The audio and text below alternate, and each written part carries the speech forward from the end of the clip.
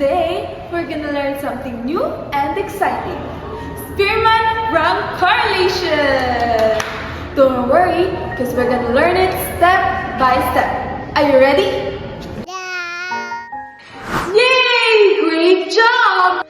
To make everything easy to understand, we're gonna use simple example with 5 students. Let's take a look at their score! Here are the maths and science scores of student A, B, C, D, and E. And our goal is to find out if the math scores and science scores have a relationship. And the first step is ranking. Let's rank the scores from highest to lowest. Highest score is 1. Let's do the math. Rank math scores. For math, 90 is rank 1, 85 is rank 2, 80 is rank 3, 70 is rank 4, and 60 is rank 5. Great! Now let's rank the science scores. Rank science scores. For science, 92 is rank 1, 88 is rank 2, 78 is rank 3, 75 is rank 4, and 65 is rank 5. Nice work! Now that we have the ranks for the both subjects, we can compare them. We will rank and then subtract all of the scores. The next step is where the difference of all. Then addition must be made to obtain the Spearman's grade. After that, subtraction and some formula. Our next step is to get the D, which is the difference between the math rank and the science rank. Then we square that to get the D squared. Let's do it together! For student A, math rank is 1 and science rank is 2. So D is 1 minus 2 is equals to negative 1.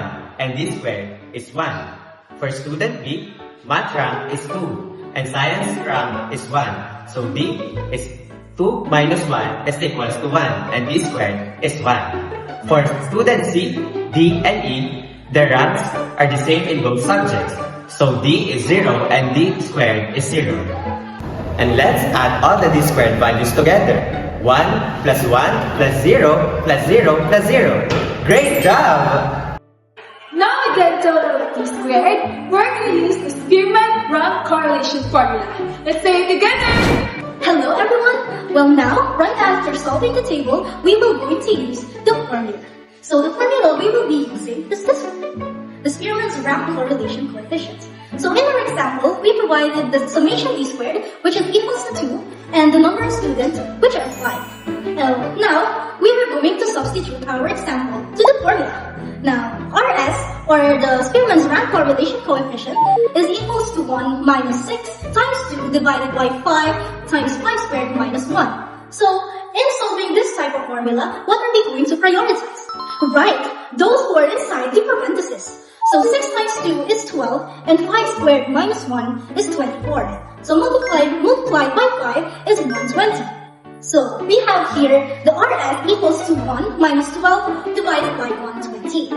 And for the last step now is RS equals to 1 minus 0.10. So therefore, our Spearman's rank correlation coefficient is 0.9. The value that we got is 0.9, 0.9, 0.9.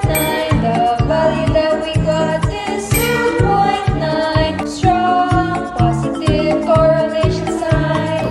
Our Spearman value is 0.90, and that tells us something important. A result of 0.90 means there is a very strong positive relationship between the math and science scores. That means when a student math scores goes up, their science scores also tends to go up. Amazing, right?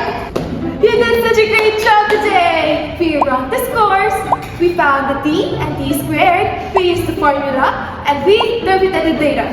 Give yourself a clap! Thank you for learning with us. See you next time.